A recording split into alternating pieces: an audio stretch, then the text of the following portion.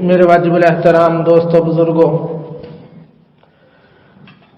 پچھلے جمعہ میں ہم نے سوشل میڈیا کے نقصانات اور اس کے استعمال کے بارے میں کچھ معروضات عرض کی تھی۔ آج کا موضوع اللہ رب العزت نے جو ہماری ذمہ داری، ہماری جو ڈیوٹی لگائی ہے کہ دین کو، حق بات کو، اسلام کو دوسروں تک پہنچانا، دعوت و تبلیغ جس کو کہا جاتا ہے، تو اسی موضوع پر چند گزارشات عرض کرنا چاہتا ہوں۔ اللہ تعالیٰ سے دعا ہے کہ اللہ تعالیٰ مجھے بات سمجھانے کی توفیق عطا فرمائے۔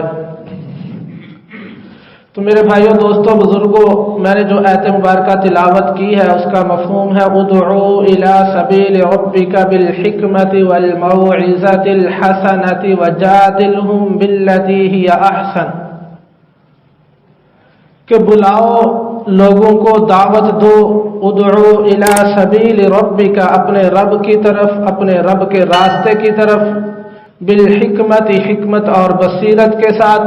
والموعظۃ الحسنۃ اور اچھی گفتگو کے ساتھ، اچھے انداز میں، وجادلہم باللتی ہی احسن، اور ان کے ساتھ اگر بحث مباحثہ بھی ہو تو وہ بھی اچھے انداز میں ہو۔ اور دوسری آیت مبارکہ میں اللہ تعالیٰ نے فرمایا قل ھذہ سبیلی ادعو الی اللہ علی بصیرۃ انا ومن اتبعنی، اے نبی کہہ دیجئے، فرما دیجئے، قل ھذہ سبیلی، یہی ہے میرا راستہ،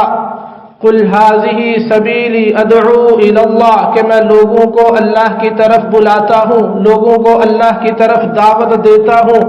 لوگوں کو اللہ کی پرستش کرنے کا کہتا ہوں، لوگوں کو اللہ کے سامنے جھکنے کا کہتا ہوں، سب کچھ سے ہٹ کر ایک اللہ کی عبادت کی طرف راغب کرتا ہوں۔ ادعو الی سبیل ربک بالحکمت والموعظۃ الحسنۃ، اور قل ھذہ سبیلی ادعو الی اللہ علی بصیرۃ انا ومن اتبعنی، علی بصیرت، حکمت اور بصیرت کے ساتھ، انا ومن اتبعنی، اور میرا بھی یہی راستہ ہے اور جو میری اتباع کرے گا اس کا بھی یہی راستہ ہے۔ اب آپ اندازہ لگائیں کہ ہم نبی اکرم صلی اللہ علیہ وآلہ وسلم کے ساتھ محبت کے دعوے کرتے ہیں، کرنے چاہیے، اچھی بات ہے، عشق رسول کے دعوے بھی ہونے چاہیے، نبی اکرم صلی اللہ علیہ وسلم کے ساتھ عشق اور محبت اور وفا کی باتیں بھی ہونی چاہیے، مگر عشق اور وفا اور حقیقی محبت وہی تصور کی جائے گی جب محبوب کی اداؤں کو اپنایا جائے، جب محبوب کی اتباع کی جائے، جب محبوب کی پیروی کی جائے، جب محبوب کے حکموں کو مانا جائے، جب محبوب کے طریقوں کو زندہ کیا جائے، جب محبوب جو چاہتا ہے وہ کیا جائے، تو ہم اپنے آپ کا جائزہ لیں، اپنے ایمان کا جائزہ لیں، اپنی زندگیوں کا جائزہ لیں، اپنی زندگیوں کے معمولات کو دیکھیں اور پرکھیں کہ ہم کس معیار پر کھڑے ہیں اور کس معیار پر ہمیں ہونا چاہیے تھا، کہ ہم جو دعوے کرتے ہیں ان کے اندر ہم سچے بھی ہیں کہ نہیں۔ اللہ تعالیٰ کے پیارے نبی صلی اللہ علیہ وآلہ وسلم تو یہ کہہ رہے ہیں انا ومن اتبعنی، میرا بھی یہی راستہ ہے اور جو میری اتباع کرے گا اس کا بھی یہی راستہ ہے۔ کیا ہم نبی اکرم صلی اللہ علیہ وآلہ وسلم کی اتباع کر رہے ہیں یا نہیں کر رہے؟ نبی اکرم صلی اللہ علیہ وسلم نے جو ہمیں راستہ دیا تھا اس پہ چل رہے ہیں یا نہیں چل رہے؟ نبی اکرم صلی اللہ علیہ وسلم نے جو ہمیں تعلیمات دی تھی اس پہ عمل پیرا ہے کہ نہیں ہے؟ اپنے آپ کا ہمیں جائزہ لینا ہوگا۔ میرے بھائیو، دوستو، بزرگوں، دنیا کے اندر ہر انسان چاہتا ہے کہ میں کامیاب ہو جاؤں اور پرسکون زندگی گزاروں، اور اللہ تعالیٰ نے پرسکون زندگی، اطمینان اور چین اور سکون یہ دین کے اندر رکھا ہے۔ صحابہ کرام کی زندگیوں کو دیکھ لیجئے، انہوں نے دین کی خاطر کتنی قربانیاں دی۔ خود حبیب کبریا محمد مصطفیٰ صلی اللہ علیہ وآلہ وسلم کو اللہ تعالیٰ نے کہا، جب آپ غار حرا کے اندر عبادت کے لیے جایا کرتے تھے، واپسی پر آئے تو یہ وحی نازل ہوئی، یا ایھا المدثر قم فانذر، اے کالی کملی اوڑھنے والے، دن کے وقت قم فانذر، کھڑے ہو جائیے اور لوگوں کو اپنے اللہ کی طرف بلائیے، دعوت دیجیے، ان کو ڈرائیے اللہ تعالیٰ سے۔ قم فانذر، ان کو اللہ تعالیٰ سے ڈرائیے۔ جب نبی اکرم صلی اللہ علیہ وآلہ وسلم پر یہ والی آیت مبارکہ نازل ہوئی تو حضرت خدیجہ الکبریٰ رضی اللہ تعالی عنہا سے فرمانے لگے کہ اب میرے آرام کے دن ختم ہو گئے، اب میں بظاہر آرام اور سکون سے نہیں بیٹھوں گا، اللہ تعالیٰ نے میری جو ڈیوٹی لگائی ہے اس کو ہر جگہ پر پہنچاؤں گا، ہر بستی میں، ہر محلے میں، ہر علاقے میں، ہر گھر میں پہنچاؤں گا۔ اور پھر آپ نے واقعات پڑھے ہیں، نبی اکرم صلی اللہ علیہ وآلہ وسلم طائف کی بستی میں گئے اور نبی اکرم صلی اللہ علیہ وآلہ وسلم کی بات سننے کو گوارا نہیں کرتے تھے، انہوں نے نبوت کی توہین کی، نبی اکرم صلی اللہ علیہ وآلہ وسلم پر کیچڑ اچھالا، نبی اکرم صلی اللہ علیہ وسلم پر پتھراؤ کیا، اوباش لڑکوں کو نبی اکرم صلی اللہ علیہ وآلہ وسلم کے پیچھے لگا دیا، حتیٰ کہ آپ صلی اللہ علیہ وآلہ وسلم کے جوتے لہو لہان ہو گئے اور جوتے بھر گئے لہو سے، آپ صلی اللہ علیہ وسلم کا بدن سارے کا سارا لہو لہان ہو گیا۔ اس کے باوجود بھی آپ صلی اللہ علیہ وآلہ وسلم اس دعوت والے کام سے، اس تبلیغ والے کام سے پیچھے نہیں ہٹے۔ اتنی قربانی دینے کے باوجود بھی اللہ تعالیٰ کے پیارے نبی صلی اللہ علیہ وآلہ وسلم نے اپنے ڈیوٹی کو پورا کیا، اپنے مقصد کو پورا کیا، اس دعوت کو پہنچایا، ہر ایک کے پاس گئے۔ تو میرے بھائیو، دوستو، بزرگوں، ہم بھی نبی اکرم صلی اللہ علیہ وآلہ وسلم کے نام لیوا ہے، نبی اکرم صلی اللہ علیہ وسلم کے ساتھ عشق اور محبت کے دعوے کرتے ہیں۔ حضرت خبیب رضی اللہ تعالیٰ عنہ ایمان لانے کی وجہ سے صحابہ کرام پر جو تکالیف آئی، مشرکین مکہ نے ان کو پھانسی دینے کے لیے لٹکا دیا، سولی پر چڑھا دیا اور ان سے پوچھ رہے ہیں، اے خبیب بتا، کیا ایسا ہو سکتا ہے کہ ہم تیری جگہ پر نعوذ باللہ نبی اکرم صلی اللہ علیہ وآلہ وسلم کو سولی پر چڑھا دے اور تو زندہ بچ جائے؟ ہم تجھے چھوڑ دیتے ہیں، کیا تو اس بات کو قبول کرتا ہے؟ حضرت خبیب رضی اللہ تعالیٰ عنہ کا دعویٰ عشق جو سچا ثابت ہوا اور سچا تھا، کہنے لگے کہ آپ تو نبی اکرم صلی اللہ علیہ وآلہ وسلم کو سولی پہ چڑھانے کی بات کرتے ہو، ہم تو نبی اکرم صلی اللہ علیہ وسلم کے ساتھ ایسی محبت کرتے ہیں کہ یہ بھی گوارا نہیں کریں گے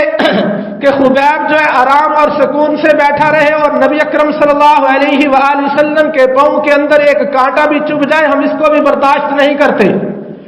تو ہمیں بھی نبی اکرم صلی اللہ علیہ وسلم سے ایسی ہی محبت کرنی چاہیے۔ حضرت ام عمارہ رضی اللہ تعالیٰ عنہ، بڑا مشہور واقعہ ہے، غزوہ احد کے اندر آپ کے دو بیٹے اپنے بیٹوں کو نصیحت کر رہی ہیں، عورت ہو کے نصیحت کر رہی ہیں اور ان کی تربیت ہوئی تھی۔ آج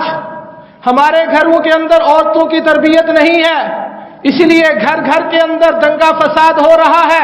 لڑائی جھگڑے ہو رہے ہیں، ساس اور بہو کی نہیں بنتی، آپس میں خواتین دو تین ایک جگہ پر مل بیٹھ جائیں تو آگ کے الاؤ شروع ہو جاتے ہیں، نفرتیں پروان چڑھتی ہیں، غیبت شروع ہو جاتی ہے، ایک دوسرے کے خلاف ایک دوسرے کے کان بھرنا شروع ہو جاتے ہیں۔ عورتوں کی تربیت تھی۔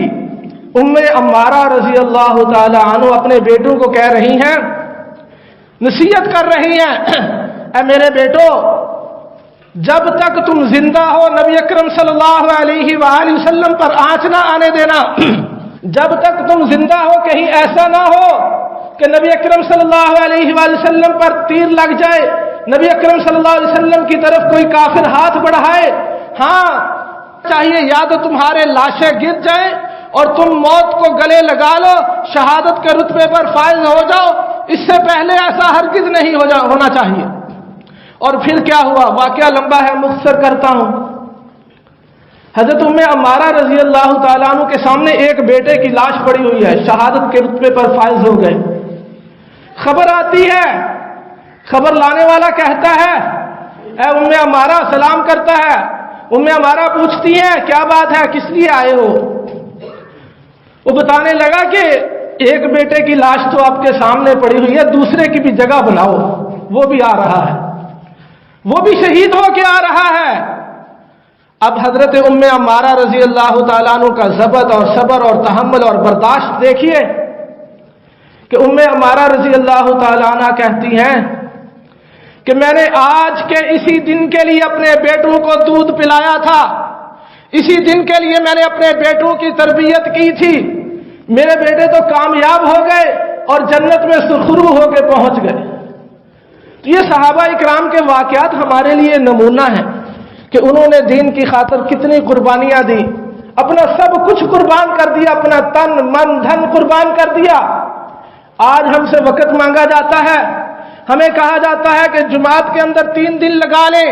चिल्ला लगा लें, 40 दिन लगा लें, 4 माह लगा लें,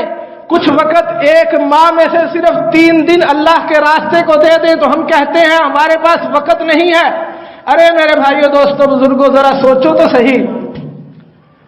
एक साथी बताने लगे कि हम जो है ना एक हॉस्पिटल में गए मरीज की इयादत के लिए, और मरीज की इयादत के लिए गए, उसकी रीढ़ की हड्डी का ऑपरेशन हुआ था, तो डॉक्टरों ने उसे आराम का कहा, और 1-2 हफ्ते नहीं, उन्होंने कहा कि 6 महीने आपने उल्टा लेट के आराम करना है, और फिर उसके बाद 3 महीने आपने दाएं करवट लेट कर आराम करना है, फिर उसके बाद 3 महीने आपने बाएं करवट लेट कर आराम करना है। अब आप सोचें कि ये जो अल्लाह ताला की हम पर इतनी रहमत और करम नवाजी है कि अल्लाह ताला ने हमें किसी ऐसी मुसीबत में आजमाइश में नहीं डाला। अब वो बंदा जो बिस्तर पे पड़ा हुआ है, कोई भी हो सकता है, वो बंदा जो बिस्तर पे पड़ा हुआ है, अब इसके पास भी तो टाइम निकल आया ना, इसके पास भी तो 1 साल का टाइम निकल आया, अल्लाह ताला ने निकलवा दिया। जब हम खुद नहीं निकालेंगे फिर अल्लाह ताला इस तरह निकलवाएंगे, आजमाइश में डालेंगे अल्लाह ताला। अल्लाह ताला सबकी हिफाजत फरमाए, अल्लाह ताला किसी को बीमार ना करे, अल्लाह ताला तमाम मुसलमानों को सेहत याब फरमाए। बात समझाना चाहता हूं कि ये वही लोग हैं ना, हम में से ही है ना, जो कहते हैं हमारे पास नमाज के लिए वक़्त नहीं है, हमारे पास 3 दिन लगाने के लिए वक़्त नहीं है। अभी बीमारी आ जाए पूरे हफ्ते के लिए वक़्त निकल आएगा, अभी बीमारी आ जाए बिस्तर पर पड़े होंगे, डॉक्टर कह दे 6 महीने उठना नहीं है, नहीं उठेंगे। हमें कुछ सोचना चाहिए, गौर व फिक्र करना चाहिए। सईद अनवर का नाम सुना है आपने, उनके वालिद उनसे कहने लगे बेटा बड़ा आदमी बन जाओ। जैसे आजकल हम घरों के अंदर हमारे बच्चों की तरबियत भी यही होती है कि हमने जितना पैसा, जिसके पास पैसा बड़ा होगा वो बड़ा आदमी है, जिसके पास घर बड़ा होगा वो बड़ा आदमी है, कोठी बंगला कार बड़ी होगी वो बड़ा आदमी है। ऐसा नहीं है मेरे भाइयों दोस्तों बुजुर्गों, असल बड़ा आदमी वो है जिसके अखलाक अच्छे हैं, जो दीनदार है, नमाजी है, जो आखिरत की फिक्र करने वाला है, जिसके शर से दूसरे लोग महफूज हैं। अगर हमारे घरों के अंदर बात बड़ी पते की है, तवज्जो से समाअत फरमाएं, अगर हमारे घरों के अंदर सुबह शाम यही तज़किरे होते हैं कि अच्छा मोबाइल होना चाहिए, अच्छी गाड़ी होनी चाहिए, फलां ने इतना महंगा मोबाइल खरीद लिया है, फलां ने इतनी बड़ी एलसीडी लगा ली है, फलां ने इतनी बड़ी कोठी बना ली है, फलां ने फलां कारोबार कर लिया, अगर यही हमारे घर के अंदर तज़किरे हो रहे हैं तो हम समझ लें कि हम गलत रास्ते पे जा रहे हैं, अपनी औलाद को भी गलत रास्ते पे चला रहे हैं। गौर व फिक्र करें, सोचें, सोच विचार करें कि किस नहज में हम जा रहे हैं, अपनी औलाद की तरबियत कैसे कर रहे हैं। जो सुनती है औलाद, जो देखती है, सारा दिन जिस माहौल में रहते हैं बच्चे वही अपनाएंगे, उनके ज़हनों के अंदर वही दाखिल होगा। हाँ, हमारे घर के अंदर ये तज़किरे हो रहे हैं कि इमाम आज़म अबू हनीफा रहमतुल्लाह अलैह की सीरत कैसी थी, हमारे घर के अंदर ये तज़किरे हो रहे हैं कि अशरा मुबशरा के नाम याद होने चाहिए बच्चों को, खुलफाए राशिदीन के नाम याद होने चाहिए, उनके कारनामे क्या थे, उनकी सीरत कैसी थी, हमारे नबी सल्लल्लाहु अलैहि वसल्लम की जिंदगी कैसी थी। फिर देखें बच्चे कैसे बनते हैं, परवान कैसी होती है, उनकी तरबियत कैसी होती है। सईद अनवर कहने लगा कि हमने यही सुन रखा था कि जिसके पास दौलत हो इज्जत होती है उसकी, जिसके पास शोहरत हो उसकी इज्जत होती है, जिसके पास बैंक बैलेंस हो, गाड़ियां हो, उसकी इज्जत होती है। कहने लगा कि मैंने 22 साल की उम्र में सब कुछ हासिल कर लिया और क्रिकेट में इतना मैंने अपने आप को खपाया, सुबह भी क्रिकेट, शाम को भी क्रिकेट, दोपहर को भी क्रिकेट, खाने की परवाह नहीं है, सुबह नहीं देखता मैं, शाम नहीं देखता, किसी चीज की परवाह नहीं है, 15-15 घंटे में क्रिकेट खेलता। और फिर अल्लाह ताला ने जिस चीज पे आदमी मेहनत करे उसमें अल्लाह ताला उरूज बख्शते हैं, उस मेहनत का सिला तो मिलता है, चाहे वो दुनियावी काम हो चाहे दीनी काम हो। اللہ تعالیٰ نے عروج دیا، اللہ تعالیٰ نے انٹرنیشنل کرکٹ میں ان کا نام پیدا کیا اور شہرت دی اور پیسہ بھی دیا اور بینک بیلنس بھی دیا، گاڑیاں بھی دی، سب کچھ کے باوجود وہ کہنے لگے، جب یہ جنید جمشید میرے پیچھے لگا ہوتا تھا، آپ نے نام سنے ہوئے، واقعات سنے ہوئے، سنانے کا مقصد یہ ہوتا ہے کہ یاد دہانی ہو جائے، ہمیں بھی فکر پیدا ہو جائے۔ ہمارے ایک ساتھی چلے گئے تھر کے علاقہ سندھ کے اندر، جماعت میں گئے ہوئے تھے، وہ بتانے لگے کہ یہ جماعت کی کتنی اہمیت ہے، ان کا آنا جانا، ان کی چلت پھرت، یہ کتنی اہمیت رکھتی ہے۔ وہاں پہ جو مقامی لوگ تھے وہ ان کو قبرستان میں لے گئے اور قبرستان کی چار دیواری کی طرف اشارہ کر کے کہنے لگے کہ اس دیوار سے پرلی طرف جو قبریں ہیں، یہ ساری کی ساری قبریں ہم نے بغیر جنازے کے دفنائے ہیں مردے۔ ان سے پوچھا گیا کیوں؟ کہنے لگے 10 سال پہلے تک یہاں پر نہ تو کوئی عالم آیا، نہ کوئی مولوی آیا، نہ کوئی جماعت والے آئے، ہمیں پتہ ہی نہیں تھا جنازہ ہوتا کیا ہے، پڑھنا کیسے ہے، کوئی پڑھانے والا ہی نہیں ملتا تھا۔ یہ تو جماعتوں کا آنا جانا شروع ہوا۔ تھر کے علاقہ عمر کوٹ کی بات بتا رہا ہوں، وہاں ہندوؤں کا علاقہ، سارا ہندوؤں کا علاقہ، بڑے بڑے ان کے مندر بنے ہوئے ہیں، تو جماعتوں کا آنا جانا شروع ہوا۔ ان کی برکت سے اللہ تعالیٰ نے ہمارے دلوں کے اندر دین کی تڑپ اور طلب پیدا کی۔ پھر ہم نے اپنے بچوں کو مدارس کے اندر بھیجا۔ اب الحمدللہ وہ جو مدرسے کی بلڈنگ نظر آ رہی ہے، وہاں پر 20 بچے قرآن پاک کی تعلیم حاصل کر رہے ہیں، عالم بن رہے ہیں، حافظ بن رہے ہیں۔ تو میرے بھائیوں، دوستوں، بزرگوں،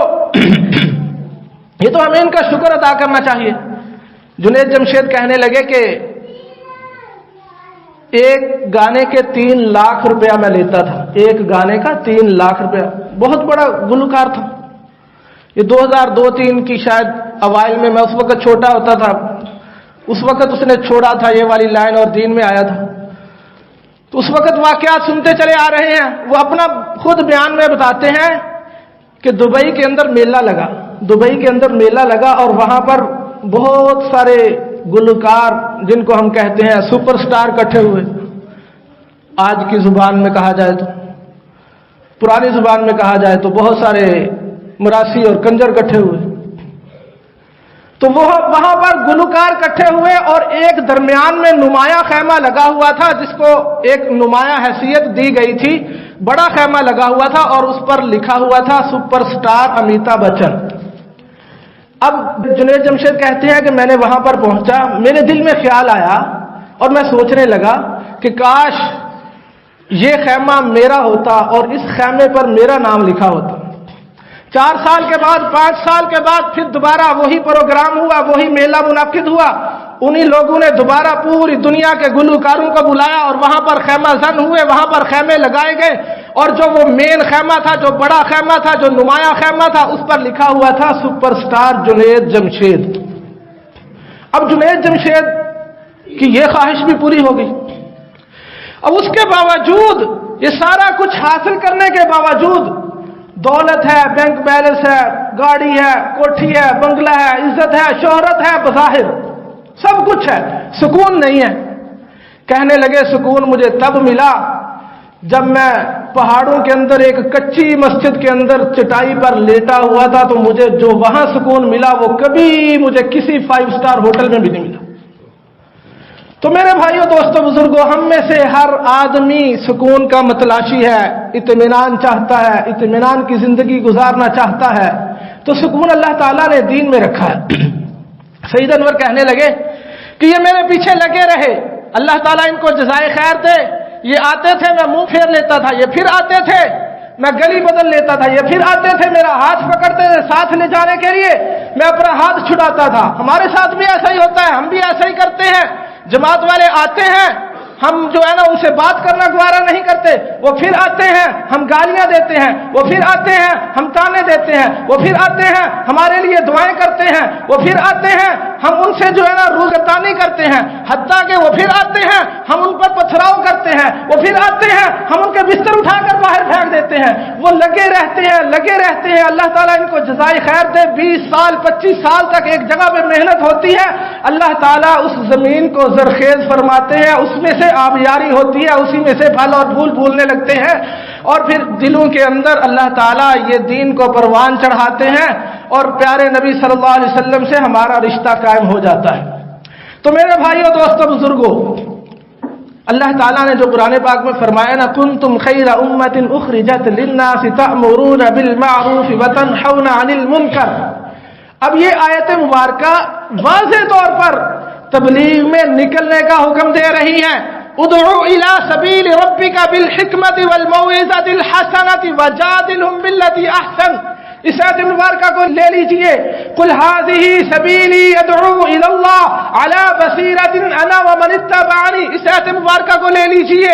آپ کہاں کہاں سے قرآن پاک سے ان آیتوں کو آگے پیچھے کرو گے؟ اگر کوئی کرنا چاہے تو نعوذ باللہ، کہاں گڑبڑ کرو گے؟